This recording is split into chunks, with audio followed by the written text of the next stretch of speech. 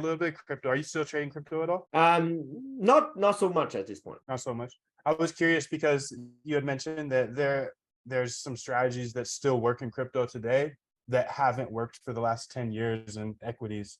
And I was wondering if you had a couple of examples of those. Yeah, I think that, I have heard a lot of the statistical arbitrage strategy that people have retired from the equities market continue to work in crypto.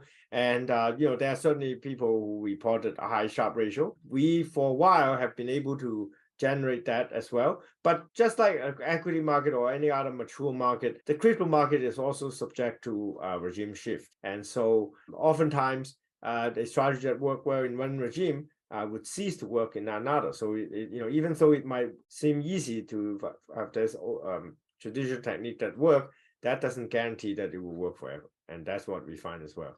So that's why we stopped trading one of the strategies that we observe have kind of underperformed in a different regime. Do you use any grammatical evolution in your trading? And if so, can you explain that a little bit? I'm sorry, what evolution? Like grammatical evolution? No, we actually don't use that. No. Oh, that's okay. Cool. What are your thoughts on LLMs? I know you touched on it earlier. How do you see that being used in the future now that they're kind of being rolled out? Well, I mean, they are the most obvious use of LLM is to generate features for other machine learning programs. For example, as I said, to convert all the text-based, in general, any unstructured data into numerical inputs to other machine learning programs that for portfolio optimization, risk management, or even alpha generation. So you can convert text, you can convert speeches, video, images, what have you, into, or even charts, for example, into numerical data.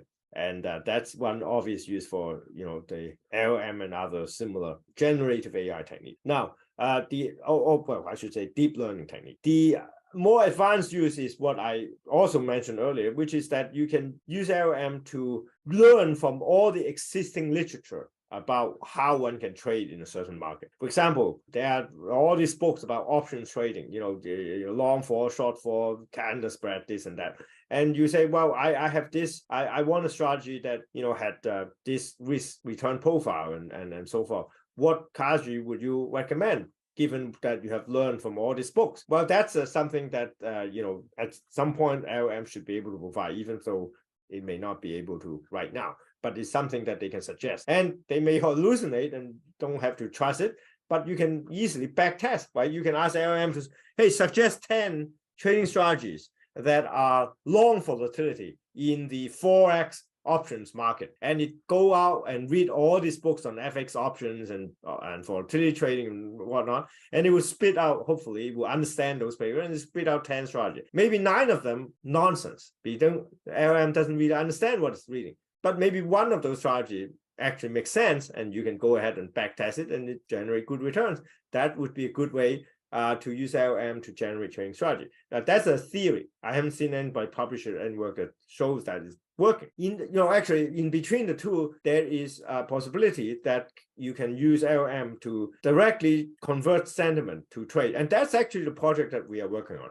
So we are working on an LLM project that uses the Federal Reserve Chair's speeches as an input on a high frequency basis, every sentence, for example, and convert that every sentence that he said in a press conference into a sentiment score and trade based on that sentiment score. So it doesn't go through another machine learning program. It just uses its sentiment to trade on that. And we have achieved some preliminary result that we are actually going to report on in our generative AI workshop in October. So that's a project that we actually actively working on. It's showing some promise. So that is in between the two usage, right? One usage I said is to just simply generate features from unstructured data and use it as an input to other trading program. The second one is to completely generate new strategies from reading books and papers. This particular application of generating trade based on sentiment is sort of in between the two. And that's actually what we're working on. And you might call it, it's actually